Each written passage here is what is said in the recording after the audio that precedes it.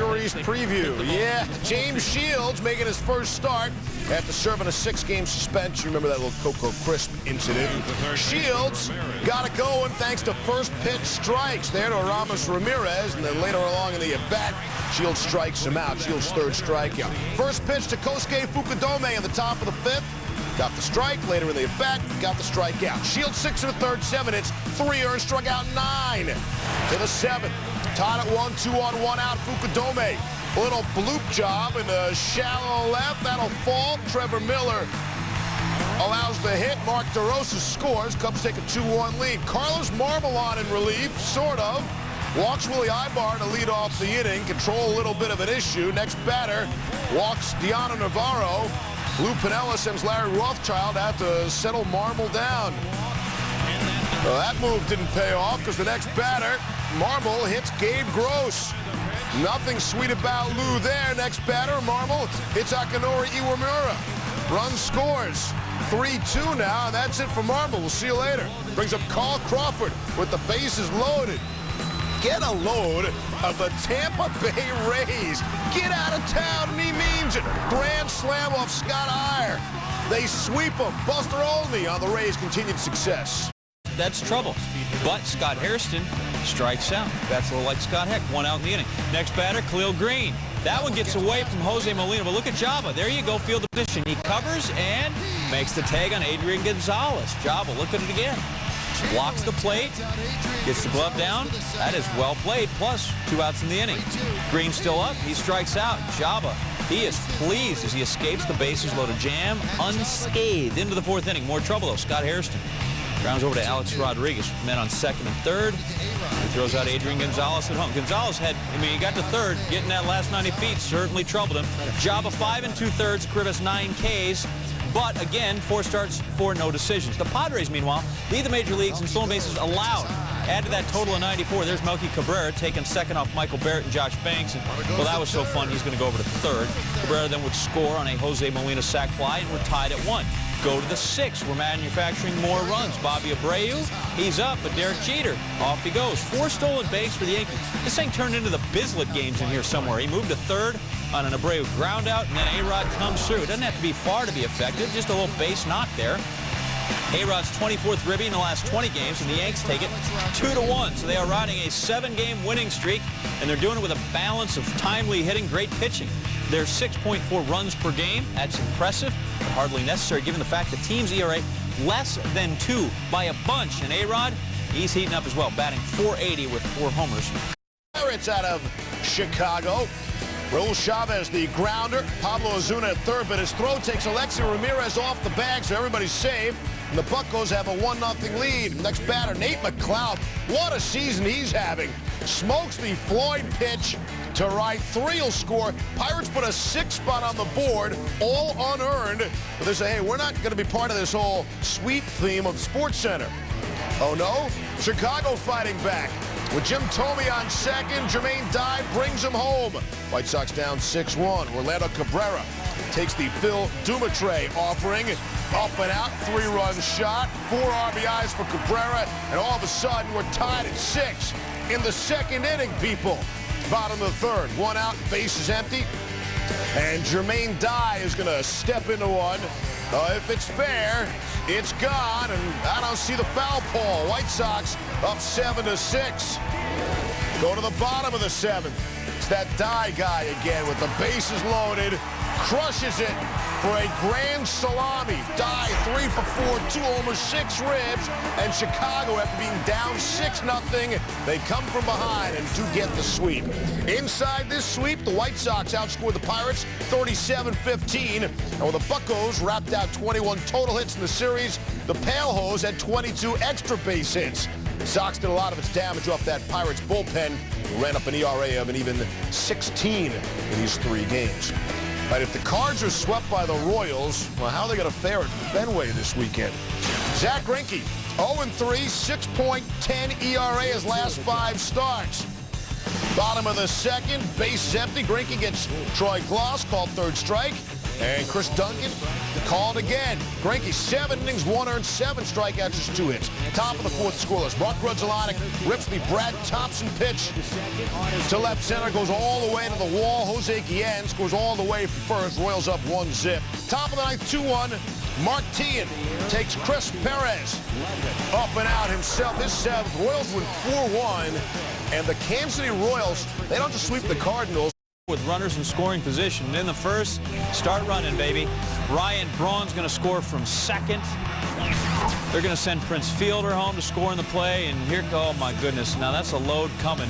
Greg's on. He stays in there. Ball's free. That's going to count. 2-0 Brewers. Take another look. Zahn, yeah, you might want to think better of that. Bottom 5, Brewers are up by a 6-pack. Fielder, fly ball to right. And that gets stuck in the wall. Alex Rios, he's looking for time to be called, do something, but look at Fielder. He's chugging all the way home. That's an inside the park home run.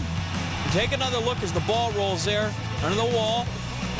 Rios probably could have pulled that out. He's sort of sleeping on the play, and yeah, Chad Fairchild says that's in play. Let's keep going. John Gibbons comes out to argue, but, you know, he's speaking Canadian, so you got the language barrier there. Fielder's like, look at what happens if you eat your veggies. Good stuff. 7-0 Brewers. Fielder's second career inside the park homer. The other one, June 17, 2007 in Minnesota. So mid-June, he starts getting his swerve on, and he can run all 360 feet.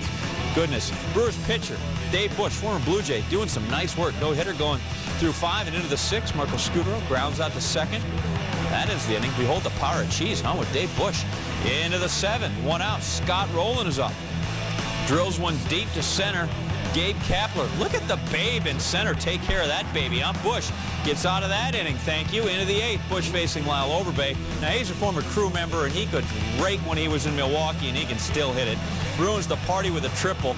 It's a nice effort by Braun. Came up about 3 feet shy in the dive, but still, he gave good effort. Bush, 8 innings pitched, 2 hits, 1 earned. Now, after 2 walks, loaded the bases, we got 2 outs. Joe Inglet, that's the big money ball. The grand slam off Dave Risky, who's just back from the DL. Suddenly, it's 8-7. You want to talk about your cheese being a little more bounding. That's what you got there. Matt Stairs, though, Salomon Torres strikes out Stairs, and the Brewers hang on to win it 8-7. There's coach speak, and then there's GM speak. You could get into a great argument over which is worse. Both are a lot of words with little substance or meaning.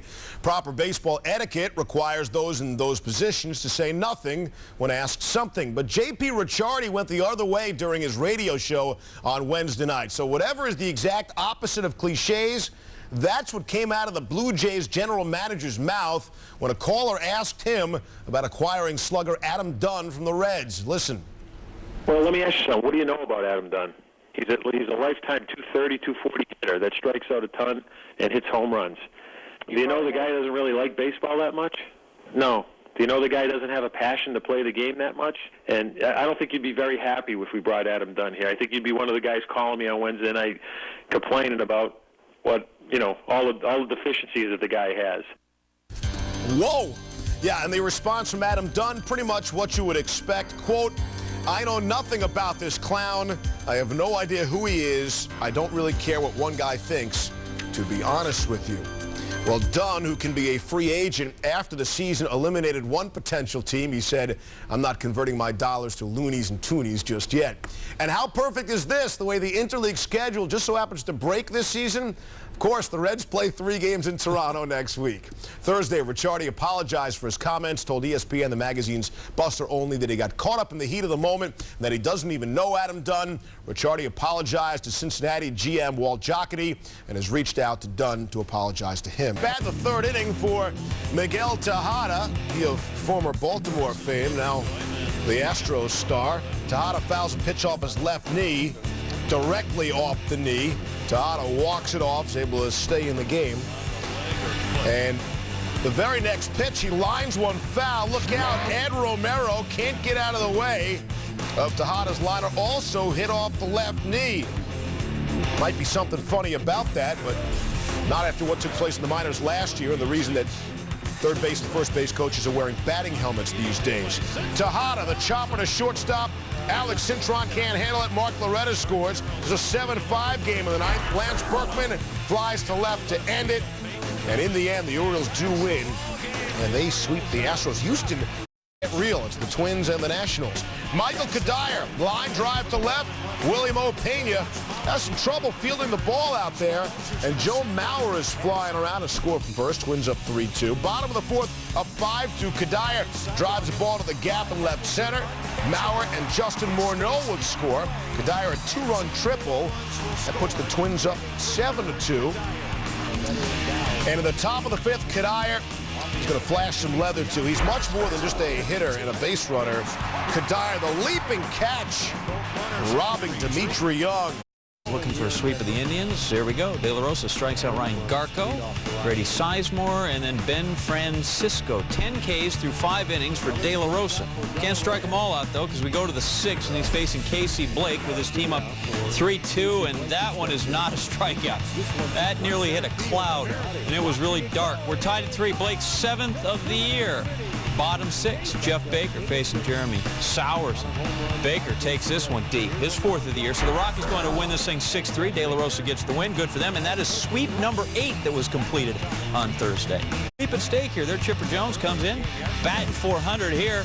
Laces one out there where Josh Hamilton's going to reel it in. And then Hamilton's going to get up and gun down Yunel Escobar, who was trying to tag and move to third. Chipper 0 for 4. So he really didn't do much, but we thought he was still worthy of being in the highlight. His batting average is now down to 394. In the 9th, Braves down 4-2, 2 on Jeff Francoeur. DJ Wilson slows it down, but not enough. Mark Teixeira will score in the play. It's 4-3. Next guy up, Omar Infante, pinch hitting, doing it well. Lines to the left, Greg Norton tags, scores in the sac fly, did his job. Braves tied at 4. But in the 9th, this is what happens when you're Atlanta on the road. They have 22 straight one-run road losses. Michael Young, 1 for 32 slump, but a big hit there, 5-4 Rangers. Dodgers and Reds, only series of the 9 possible sweeps. There was an interleague. This is National League. Eric Stoltz, his first appearance of the season for the Dodgers, strikes out Jay Bruce. Bruce, by the way, was ejected by Bob Davidson in this game. Stoltz strikes out Norris Hopper. Stoltz, he's an MVP. 6 innings, 5 strikeouts. And Stoltz at bat. Get this guy in the lineup with a hit and run on. There's a single. Angel Baroa advanced to third. Dodgers in business. Safety squeeze on. Juan Pierre bunts up the first base line. No one's covering. Everybody's safe. Run scores 3-0 L.A. Dodgers leading 6-4, bases loaded for Edwin Encarnacion. A chance for the Reds to get something going or not. Jonathan Broxton gets Encarnacion to ground of the fielder's choice. So SportsCenter top plays number 10, Fred. Pirates at White Sox. Alexi Ramirez grounds to third. Jose Bautista fields it. The long throw and a nice stretch by Doug Mankiewicz. More from this game later. At number 9, the Royals and the Cardinals. Watch Mark Grudzielanek running in. The flip as he's falling. Able to get the out. Royals score the sweep. Number 8, let's see a man about a horse, Hollywood Park. Booyah, tough to get by, though, and he once again leads by a length. Farley House has got to dig down and go get him right now, but Booyah is now 2 lengths in front. Farley House is second, as Portito Race is third, as cool as the other side of the pillow. Booyah!